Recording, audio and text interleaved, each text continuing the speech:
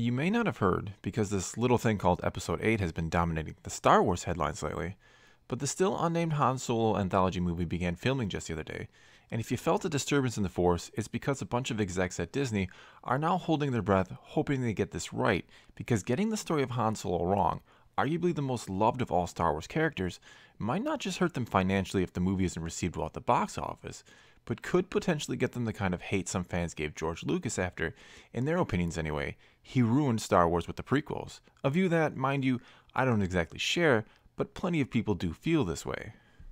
Now, I don't want to spend too much time on the possible success or failure of this movie either financially or critically. I also don't want to get too into the fact that it's going to be a little odd and maybe even difficult to watch this movie, which comes out in a little over a year if you've forgotten, May 25th, 2018 to be exact, and to accept that this new actor is supposed to be Han Solo, not just someone trying to play Han Solo. Because for me, Harrison Ford doesn't play Han Solo, he is Han Solo. Maybe that sounds ridiculous to you, but I'm sure there are plenty of people out there who know exactly what I'm trying to say. I do, however, have high hopes that the actor that they got to play Han, Alden Ehrenreich, will do a fine job, and that he won't try too hard to play the famous smuggler and end up overacting, but rather will try to make Han his own while still remaining true to the character. Anyway, his performance isn't even what concerns me the most about this movie, not even close. Instead, it's the story they're going to tell and how it may change what we thought we knew about one of our most beloved characters in Star Wars. Because I don't know about you, but I'm not so sure I even needed or wanted Han's backstory. His story could have forever began in that cantina on Mos Eisley and ended on that infamous railingless bridge on Starkiller Base, and I would have been completely fine with that. In fact, I think Han's story in the original trilogy was just as heroic as Luke's. Here was this selfish smuggler who cared only about credits and his partner Chewie, a guy so cold that the first time we meet him, he shoots Greedo dead, and let's not debate who shot first because we all know who did, and then he casually flips the bartender a few coins to apologize for the mess, without a hint of regret or remorse in his voice, and then calmly and coolly walks out as if to let us know this isn't even close to the first time he's done something like this. And then shortly thereafter, Han meets Leia, and the change in him begins.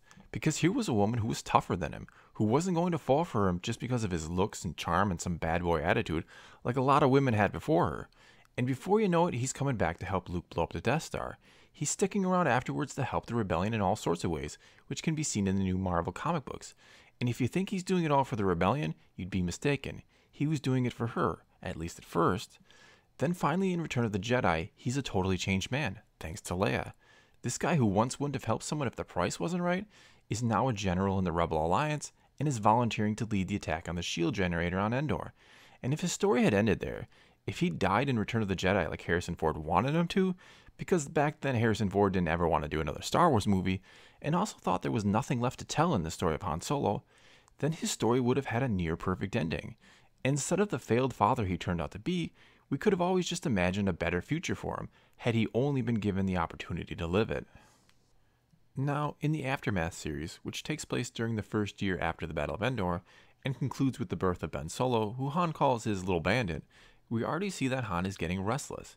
He's not cut out for the family man life, and we know how true that turns out to be considering where we see him in 30 years during the events of The Force Awakens. He's no longer with Leia, and his son has gone to the dark side and become Kylo Ren, and if that wasn't bad enough, his son hates him enough to murder him. So that leads us to the question, how much of Ben's fall to the dark side was Han's fault? Not to mention how much might have been Leia's fault. We know that they thought they saw too much Vader in their son, and that's why they sent him off to be Luke to be trained as a Jedi, which is something I'd love to know the exact details of. What age was Ben when he finally started his Jedi training? And what happened that finally pushed Han and Leia over the edge enough to send him away? Did they maybe agree when he was born that he shouldn't be a Jedi? Or maybe they did want him to be a Jedi and Luke refused to train him for some reason, and only took him on after something happened. All great questions, but to get back to the point, were Han and Leia at fault for what happened to Ben Solo, for his eventual turn to the dark side? Well, we know that at no point in the movie did Kylo Ren ever say anything about his mother, good or bad, so we have no idea what his stance is on her. However, he had plenty to say about his father, and none of it was good. He basically said his father was a disappointment, and was that because Han was never around, or because he just didn't know how to be a good father when he was? Were Han and Leia so worried about what their son might become, that he had the potential for darkness like his grandfather, that by trying so hard to prevent him from going down the dark path, they actually caused it? Thanks to the book Bloodline, we do know that they didn't tell Ben his grandfather was Darth Vader, and that Ben only learned the truth when Leia was forced to tell him because it had become public galactic-wide knowledge, which happened roughly 6 years before the events of The Force Awakens, when Ben was in his mid to early 20s. During this time, Ben is still with Luke, and he had yet to turn to the dark side, though I'd guess learning about his grandfather may have been anything from the first nudge to the final push that sent him over the edge. Now yes, in Han's defense, he was fighting an uphill battle all along and didn't even know it. In the Aftermath books, we learn that a shadow has been hanging over Ben Solo since before he was even born, and that shadow is likely Snoke because we also know, thanks to what Leia said in the novelization of The Force Awakens, that Snoke had been watching their son from the shadows for years. But what if there is another factor to all this, to Ben's fall to the dark side, that to a large degree was Han's fault? Just how bad of a person was Han Solo once upon a time? In the second Aftermath book, Life Debt, Han even admits that when Chewie finally came along, he kinda helped straighten him out. Which is interesting because, no offense to Chewie, but I didn't get the sense that even with Chewie in his life, that this guy we initially met in A New Hope had been straightened out much at all. Which leads me to wonder, how bad was he before Chewbacca came along? This is where I go back to the Han Solo anthology movie and why I'm concerned about how it will portray the early days of his life. Interestingly enough, this movie will be sandwiched between episode 8 and 9, which means to a small degree, it may have a little bearing on these two movies. And if I'm right, and I sure hope I am, we're going to get to see a darker side of Han than we've ever seen before. Keep in mind that this movie is supposed to show us how Han and Chewie meet, and if that's the case, it should mean we'll get a good look at the person he was before Chewie came along, the one that had yet to be straightened out at all, and should even be worse than the guy who fried poor Greedo, as Jabba once said. And that could be important, to see this darker side of Han, because if we see just how bad of a person Han Solo used to be in the anthology movie, likely due to poor circumstances mind you, it'll help us truly appreciate the selfless turn to good he'll eventually make, and help us to understand the demons he had to overcome to do it, ones he apparently lost to yet again while raising Ben, and ones he may have very inadvertently passed on to his son, which helps generate even more sympathy for Ben, not to mention explains Han's fall back to the selfish smuggler ways after he failed his son, which I know is something a lot of fans aren't happy about, that Han was a failure as a father. Furthermore, if we begin to see in episode 8 the extent that Snoke had been playing and manipulating Ben Solo's whole life, that he's had a plan for Ben since even before he was born, it will start to not only generate sympathy for Ben being the victim of this plan, but to show that Han was fighting a battle against some powerful dark entity while trying to raise his son and didn't even know about it. And there are certainly worse excuses than that for failing as a father. In other words, in a strange sense, the Han Solo movie could play its own little role in the new trilogy by adding more layers to the story of Ben Solo and why he fell to the dark side, which could be important if we're going to buy a possible turn away from the dark and back to the light, or more likely to the gray. Also, like his father before him, perhaps it will be a woman that creates the change in him, and I'm of course talking about Rey. Because going along with how Han and Leia raised him, or how they may have tried too hard to prevent the dark from taking hold of him, I'd have to imagine he's lived a very sheltered life. In one of my previous videos, I talked about how socially awkward Ben or Kylo seems to be, which is strange when you consider how charismatic his parents are. And though I didn't touch on it in the video, perhaps he's had virtually no friends his entire life. Keep in mind that his father is the legendary pilot and war hero Han Solo. His mother is the great politician and war hero in her own right, Princess Leia. Not to mention his uncle is Luke Skywalker, a mythical Jedi Knight. You might think all that would make him the popular kid in school, if you will, but it might also lead to the opposite if it makes him act arrogant and entitled around others. So if someone started to understand his loneliness, which Rey could certainly relate to, and started to try to understand him and the life he's led, she might be able to pull him back from the dark. Again, maybe not fully back to the light, but maybe meet him somewhere within the gray if, as a lot of people think, myself included, she starts to slide to the dark herself at some point. And as I've said before, this likely won't be the simple story of Rey on the light versus Kylo on the dark.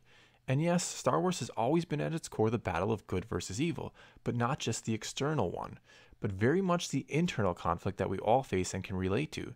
Just look at the prequels. They were very much about the internal battle of one man, Anakin Skywalker. And at the end of the original trilogy, Luke had his own choice to make, to give in to his anger and kill his father and become the Emperor's new apprentice, or, as he chose to do, to throw away his saber and stay on the light, knowing full well his proclamation to the Emperor that he was a Jedi like his father before him was going to lead to his death. But the other thing Luke did in this moment was put all his faith in his father, a belief that paid off when Anakin, despite all he'd done, overcame the darkness that had been consuming him for roughly 25 years, and returned to the light and destroyed the Emperor, saving both his son and himself. Undoubtedly, our two main characters of this new trilogy, Rey and Kylo Ren, will face similar internal choices going forward. And though the argument could be made that Kylo has already faced and made his final choice and sided with the darkness, I'd be surprised, with 2 movies yet to go, if there isn't another choice yet before him. And like I said, don't be surprised when the final choice is impacted greatly by what it will mean for the fate of Rey. Okay, now that I'm done with that little sidetrack, let's go back to what I was saying about Ben Solo and the pressure that comes with just being in the Skywalker or Solo family. What it must be like to not only have parents famous throughout the galaxy, but an uncle who was the last Jedi who defeated the Emperor. To be the next member of a family that has saved the entire galaxy, quite literally. How does one cope with the expectations and pressures that no doubt come along with just being in that family, albeit ones he likely mostly places on himself? Might the dark side become your escape, your salvation even? Might you seek power to leave your own mark on the galaxy, even if it's not in a positive way? Yoda tells us that the dark path is quicker, easier, more seductive. All things that might appeal to young Ben and ultimately turn him to the dark side. And when we see Kylo Ren begging Vader's helmet to show him again the power of the darkness, and I do believe it showed him visions before, he's asking to again see the power he craves so that he can leave his own mark on the galaxy.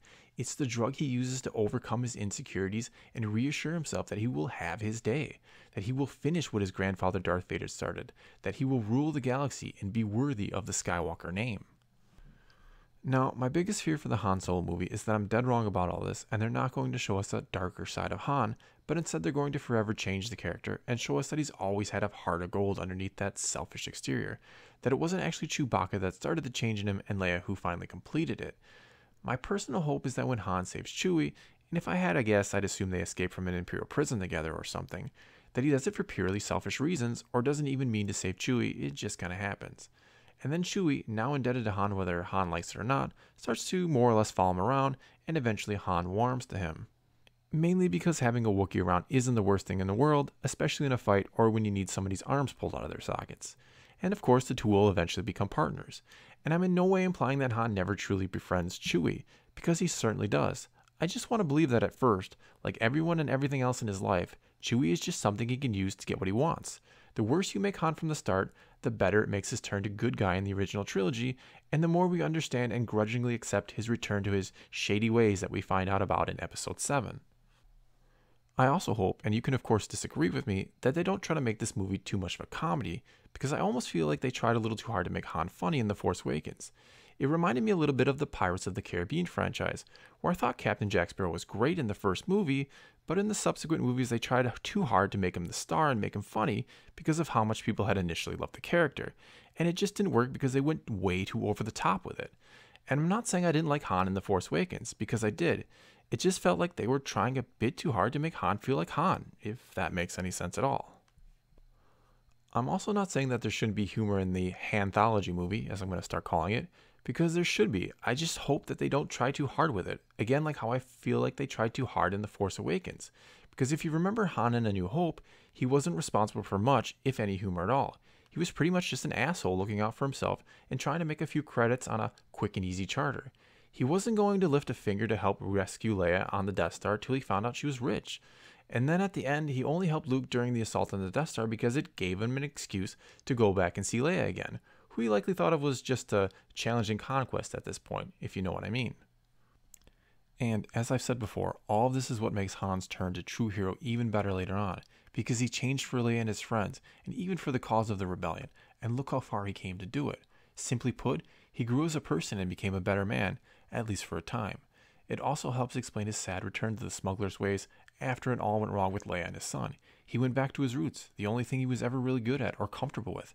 Yes, it's not the ending we wanted to see for Han, which is why we need to see his son now overcome what has happened to him, so that at least some part of Han's story has a happy ending, that he didn't go out on that bridge to confront his son and die completely in vain. It's also why Han can't start out as a good guy in the anthology movie. He needs to be every bit of that cold, callous smuggler we all thought he was when we first met him in the cantina. Because if not, it makes his failings at the end of his life with his son and Leia feel even worse than it already does. Well, that's all I got for you this time. What do you think the anthology movie should look like? Do you think Han was responsible for Ben's turn to the dark side at all? Let me know what you think in the comments below, and let's talk some Star Wars. Also, please subscribe if you like this video and want to see more like it in the future. If you're already a subscriber, then thanks for your continued support. If you want to know when I upload new videos, hit the notification button or follow me on Twitter. And as always, thanks for watching.